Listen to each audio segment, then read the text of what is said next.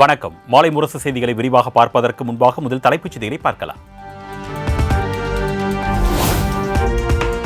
தஞ்சாவூர் மாவட்டம் பட்டுக்கோட்டை சிபிஎஸ்இ பள்ளியில் 10 மாணவர்கள் நாளை பொதுத் தேர்வு எழுத முடியாது என மாவட்ட நிர்வாகம் அறிவிப்பு. NIOS என்ற திட்டத்தின் மூலம் வேறு பள்ளியில் மார்ச் மாதம் விண்ணப்பம் செய்து ஜூன் மாதம் தேர்வு எழுதலாம் என தகவல்.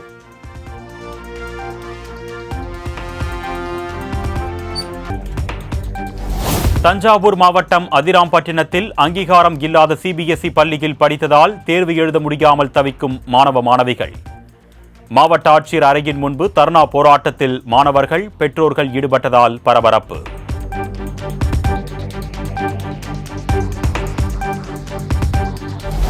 தஞ்சை நடுவிக்காடு தனியார் பள்ளி மாணவிகளுக்கு ஹால் டிக்கெட் வரவில்லை என புகார் எழுந்த விவகாரம். சம்பந்தப்பட்ட பள்ளிக்கு 8ஆம் வகுப்பு வரை கூட அங்கீகாரம் இல்லை என அதிர்ச்சி தகவல்.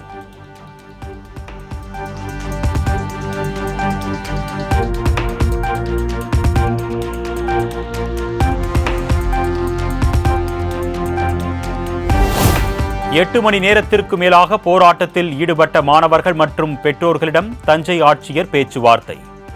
தங்கள் பிள்ளைகளின் எதிர்காலத்தை கருத்தில் கொண்டு தேர்வு எழுத நடவடிக்கை எடுக்க வேண்டும் என பெற்றோர்கள் கண்ணீர்.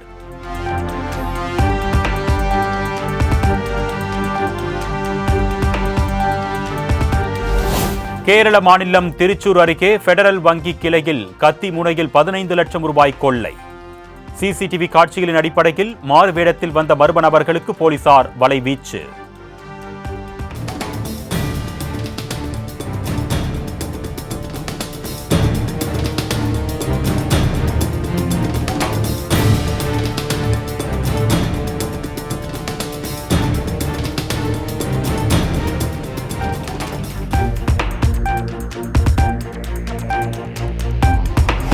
எத்தனை கெட்டப் போட்டு வந்தாலும் களம் நமதே, மக்கள் ஆதரவு நம் பக்கமே. திமுக தொண்டர்களுக்கு முதலமைச்சர் மு.க. ஸ்டாலின் மடல்.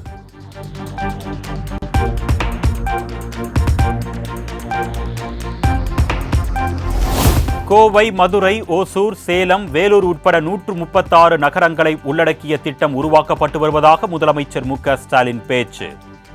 ஒரு மாநிலத்தின் வளர்ச்சியை சட்டென்று தெரிய வைப்பது கட்டடங்கள் தான் என்றும் கருத்து.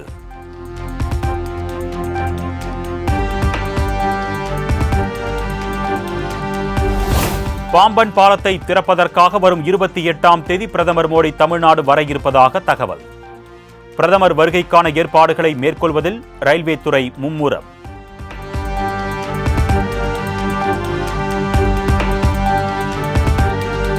ஆம்ஸ்ட்ராங் கொலை வழக்கில் கைது செய்யப்பட்டவர்களை குண்டர் சட்டத்தில் சிறையில் அடைத்ததை எதிர்த்து தாக்கல் செய்யப்பட்ட வழக்கு. பொது அமைதியே முக்கியம் என தெரிவித்து வழக்கை ஒத்திவைத்தது சென்னை உயர்நீதிமன்றம்.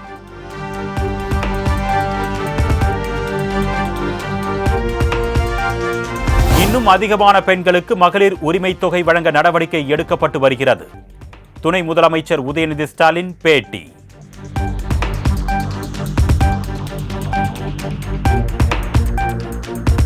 தவேக தலைவர் விஜய்க்கு ஒய் பிரிவு பாதுகாப்பு வழங்க மத்திய உள்துறை அமைச்சகம் அனுமதி. தமிழ்நாட்டிற்குள் மட்டுமே வழங்கப்படும் என்றும் தகவல்.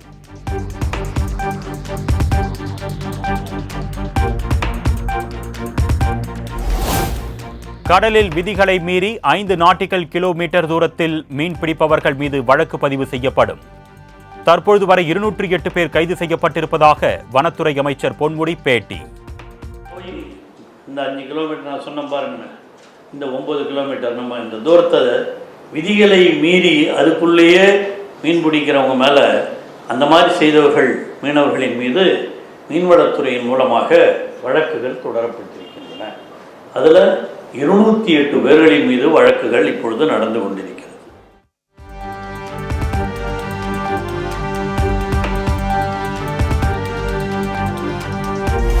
தமிழக கடற்கரைகளில் சுமார் 1328 ஆமைகள் உயிரிழந்திருப்பதாக அமைச்சர் பொன்முடி தகவல். ஆமைகளை பாதுகாப்பது குறித்து மீனவர்களுக்கு பயிற்சி அளிக்கப்படும் என்றும் உறுதி.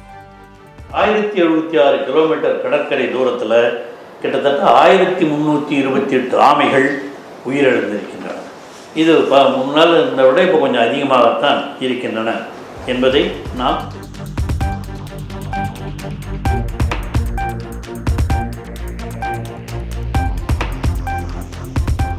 ஒரு பக்கம் இணைப்பு பற்றி பேசி வரும் ஓபிஎஸ், மற்றொரு பக்கம் வழக்கினை தொடுப்பதாக அதிமுக முன்னாள் அமைச்சர் KP முனுசாமி சாடல். அதிமுக மீது எந்த வழக்கு தொடரப்பட்டாலும் அதனை சட்டப்படி சந்திப்போம் என்றும் திட்டவட்டம்.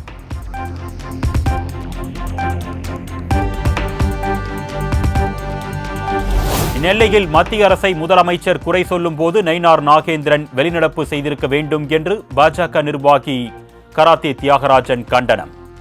நயினார் நாகேந்திரனின் செயலை அண்ணாமலை போல் தங்களால் பொறுத்துக்கொள்ள முடியாது என்றும் காட்டம்.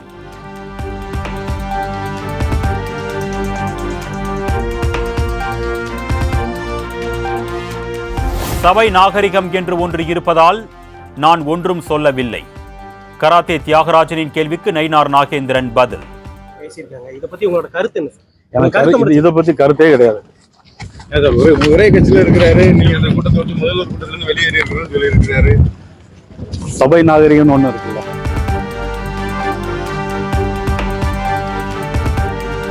திமுக அரசின் சுகாதாரத்துறை ஒழுங்காக செயல்படுவதற்கு இன்னும் எத்தனை உயிர்களை பறிகொடுக்க வேண்டும்? நெல்லை அரசு மருத்துவக் கல்லூரி மருத்துவமனையில் உதவியாளர் ஊசி போட்டதில் சிறுவன் உயிரிழந்ததை சுட்டிக்காட்டி அண்ணாமலை சரமாரி கேள்வி.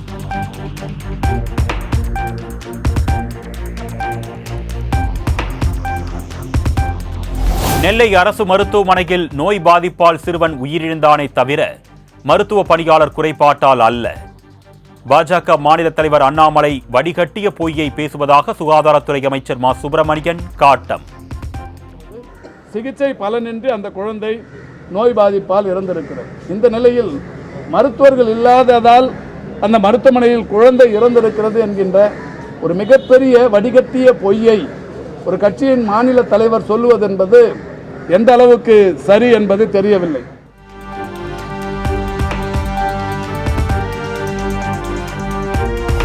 சொத்து குவிப்பு வழக்கில் பறிமுதல் செய்யப்பட்ட ஜெயலலிதாவின் நகைகள் 21 ஆண்டுகளுக்கு பிறகு மதிப்பீடு. பலத்த பாதுகாப்புடன் நகைகள் மற்றும் நில ஆவணங்கள் தமிழ்நாடு லஞ்ச ஒழிப்புத்துறையிடம் ஒப்படைப்பு.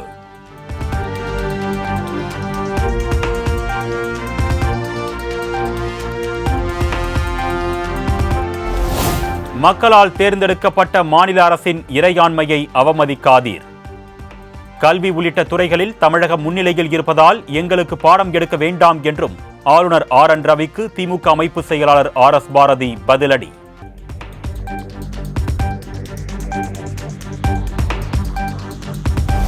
தமிழக மக்களை புரிந்து கொள்ள விரும்பினால் ஆளுநர் பதவியில் இருந்து விலகி ஏதாவது ஒரு தொகுதியில் போட்டியிடுங்கள். நோட்டாவிற்கு கீழ் வாக்குகளை பெறுவதை உங்களால் தவிர்க்க முடியுமா என்றும் ஆளுநர் RN ரவிக்கு RS பாரதி சரமாரி கேள்வி.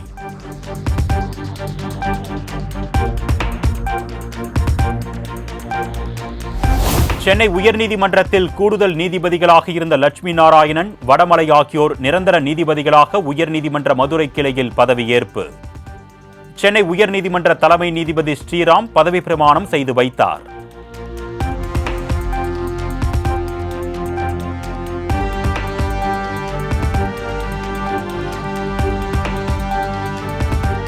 தமிழ்நாட்டுக்கு நல்லது நடக்க வேண்டும் என்று முருகனிடம் வேண்டிக் கொண்டேன். பழனி முருகன் கோவிலில் சுவாமி தரிசனம் செய்த பின்னர் ஆந்திர மாநில துணை முதலமைச்சர் பவன் கல்யாண் பேட்டி.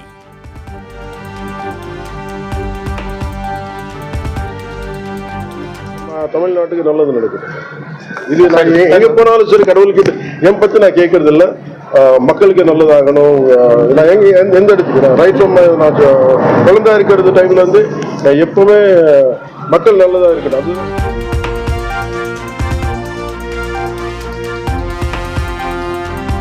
சென்னை விமான நிலையம் முதல் கிளாம்பாக்கம் பேருந்து முனையம் வரை மெட்ரோ ரயில் வழித்தடம் நீட்டிப்பு. 15.46 கிலோமீட்டர் நீள வழித்தடத்தில் 13 நிலையங்கள் அமைப்பதற்கான விரிவான திட்ட அறிக்கை தயார் செய்யப்பட்டு அரசிடம் சமர்ப்பிப்பு.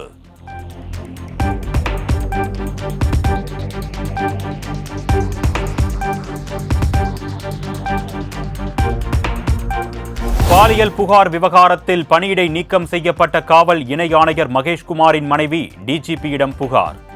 தனது கணவர் மீது பொய் புகார் அளிக்கப்பட்டிருப்பதாக குற்றச்சாட்டு.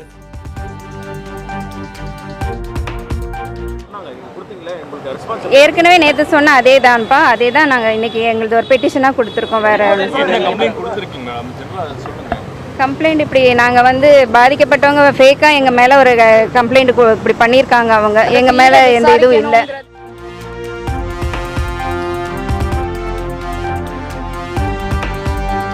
தனது கணவர் மீது புகார் அளித்த பெண் மறைமலை நகரில் பெரிய வீடு கட்டி கொண்டிருப்பதாக மகேஷ்குமாரின் மனைவி அனுராதா பேட்டி.